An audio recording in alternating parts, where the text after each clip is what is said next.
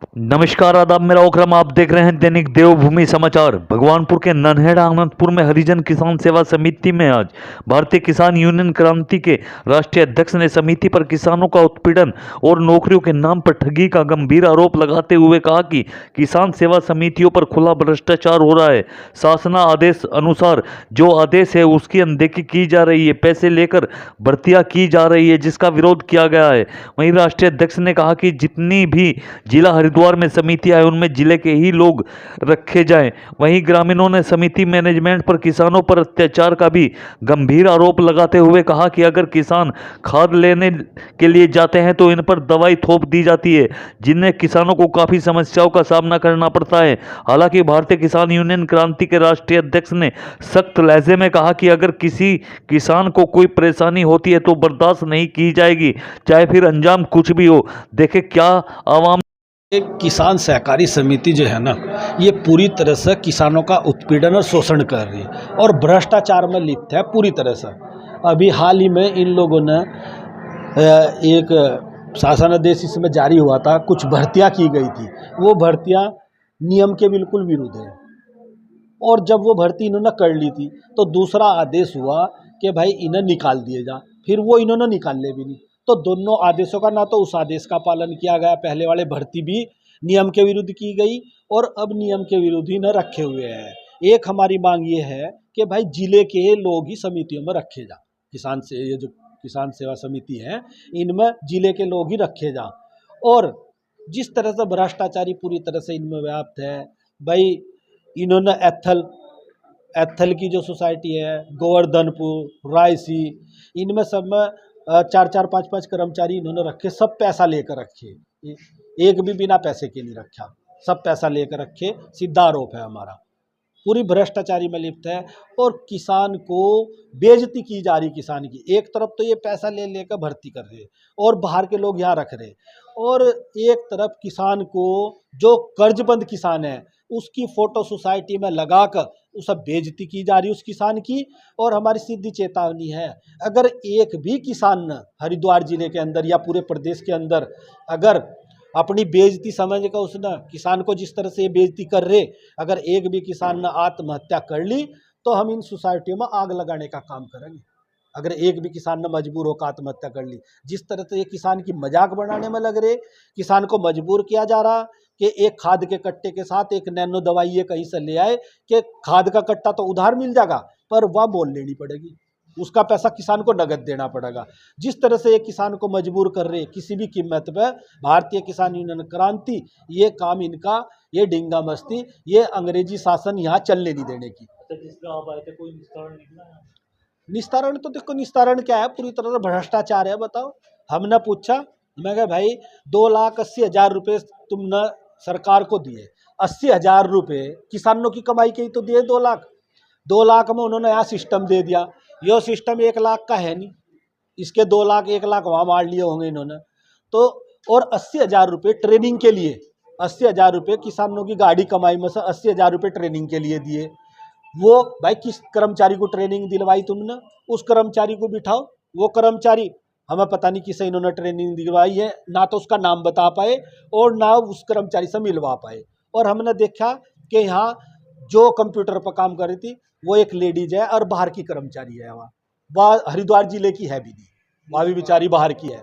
हमारी कोई उससे निरीक्षण करने पर हमें पता लग है और वो वहाँ से बेचारी एकदम हमें उठकर चल दी। हमें अच्छा नहीं लगा ये, क्योंकि भाई महिला है, देखो महिला का सम्मान है, पर गलत तो ये कर रहे, उस महिला को यहाँ से उठकर जाना पड़ा हमें देखते ही, तो ये हमें अच्छा नहीं लगा। पर नियम के विरुद्ध कर रखा है इन्होंने, इसलिए उसे बेचारे को जाना पड़ा। जाहिर सी बात है, उनसे भी पैसे लिए होंगे। बिल्कुल 100% बिना पैसे लिए तो ये तो किसानों की गाढ़ी कमाई पूरी तरह से बर्बाद कर रहे। 80 लाख रुपए रायसी जो सोसाइटी है उसमें गबन हुआ था, उसकी जांच चली, जांच विभाग खोद अधिकारियों ने मिल माल का उसे भी रफा दफा उन्होंने कर दी। तो किसानों को तो पूरी तरह से ये लाइन में लगाना चाह रहे कि कोई खाद की लाइन में लग जा, कोई राशन की लाइन में लग जा। किसान तो सिर्फ इन्हें और किसानों की गाड़ी कमाई का ये बंदर बाट कर रहे हैं। हरिद्वार जिले में 43 सोसाइटियां हैं और 20 पे तो पूरी तरह से भ्रष्टाचारी, और सभी सोसाइटियों में बुरा हाल है। किसानों तक जो योजनाएं हैं वो पहुंच नहीं पा रही।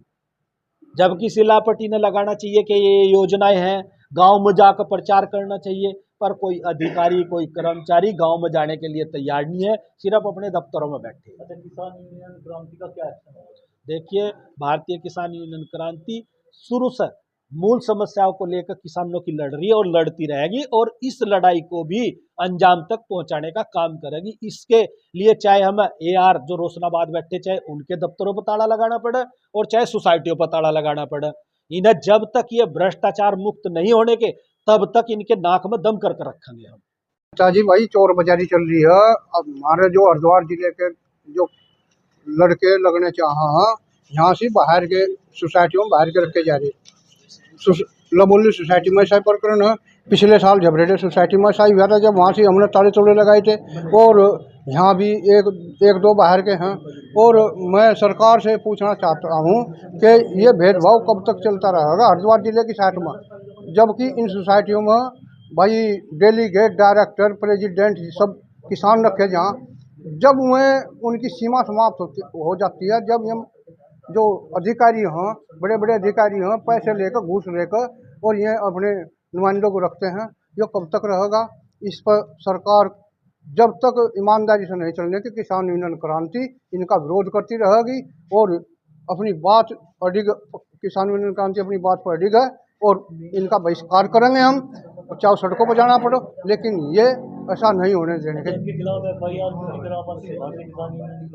देखिए, तथ्य जब निकल कर आते हैं, जब तक मैं पक्के हो जाऊँ, क्योंकि जो पैसे देता है ना, वो सारा सबूत रखता है। और जबकि प्रावधान ये है कि हरिद्वार जिले का जो संविदा पर रखा जाएगा, तो हरिद्वार जिले का होना चाहिए, बाहर का होना नहीं चाहिए। और इसलिए किसान यूनियन क्रांति अछूती, कोई भी यूनियन है अछूती रह जाती है, वो समय निकाल देते हैं लोग। क्या मामला? सभी किसान यूनियन जो आज कार्यालय में उपस्थित हुए हैं, सब अपनी कुछ मांगों को लेकर उपस्थित हुए हैं, जिसमें इनका मुख्य बिंदु जो कंप्यूटराइजेशन हो रखा है समितियों में, उसमें जो रखे हुए हैं उनके बारे में है। लेकिन हमने इनकी जो मांग थी उसे रिसीव करके रख लिया है अपने उच्च अधिकारी को अवगत कराने के लिए। अच्छा, यहाँ है देखो, वो सब जो उच्च अधिकारी बैठे हुए हैं, प्रिंट कलेक्ट वाले जो कंप्यूटराइजेशन वाले हैं, उन लोगों के साथ जो गठित है उनकी टीम, ये उसी पर्पज़ से है। समिति कार्यालय से इनका कोई मतलब नहीं है। जो काम रुका हुआ था उसे ये उच्च अधिकारी द्वारा ही माध्यम से काम पूरा कराने के लिए भेजे गए हैं। अच्छा, शासनादेश है उनके शासनादेश रजिस्ट्रार महोदय के पास है। गुप्त सूत्रों के माध्यम से जब मुझे और मेरी टीम को पता चला कि हरिद्वार जनपद में सहकारिता विभाग के अंतर्गत आने वाली सहकारी समितियों में इंटेलेक्ट व आईटीआई के सॉफ्टवेयर पर कंप्यूटर ऑपरेटर की फर्जी नियुक्ति कर दी गई, तो उसके संबंध में हमने कई समितियों में आरटीआई दाखिल की। आरटीआई दाखिल करने के पश्चात हमें 7 दिन के अंदर अस्वीकार किए जाने का अवगति प्रमाण पत्र भी भेजना था हमारे घर, जबकि वो आरटीआई जो अधिकारी होते हैं उन्होंने नहीं भेजा। फिर उसके पश्चात जब हम अपने पत्रकार बंधुओं को लेकर के हर समिति पर पहुंचे कि देखते हैं क्या मामला है, तो वहां पर गोलमोल रवैया देखने को मिला, ढुलमुल रीति मिली सहकारिता विभाग के अधिकारियों की, सहकारी समिति के अधिकारियों की। पूरी रीति, पूरे नियम भ्रष्टाचार से पूर्णतः संलिप्त थे, तानाशाही रवैया था, आदि आदि कई प्रकार की घटनाएं हमारे साथ घटी, जो हम अभी बताना नहीं चाहते हैं। अभी हमारे कुछ मिशन चल रहे हैं, पूर्णतः पर्दाफाश करेंगे जब प्रदेश स्तर या जनपद स्तर की प्रेस कॉन्फ्रेंस करेंगे। क्या पुलिस की भी धमकी दी जाती है यहाँ? देखिए, मेरे साथ एक बार यहाँ ऐसा हुआ था, जब मैं अपने पत्रकारिता अधिकार के तहत यहाँ पर निरीक्षण करने के लिए आया था, और आरटीआई एक्टिविस्ट होने के नाते जब मैं यहाँ अपना पत्र दाखिल करने के लिए आता, तो यहाँ के अधिकारियों के द्वारा, कर्मचारियों के द्वारा मेरे साथ बदतमीजी की गई थी। अर्थात हम यह कह सकते हैं कि मुझे एक दफ्तर में बंद करके फिर 2 मिनट के बाद वो दफ्तर खोला गया।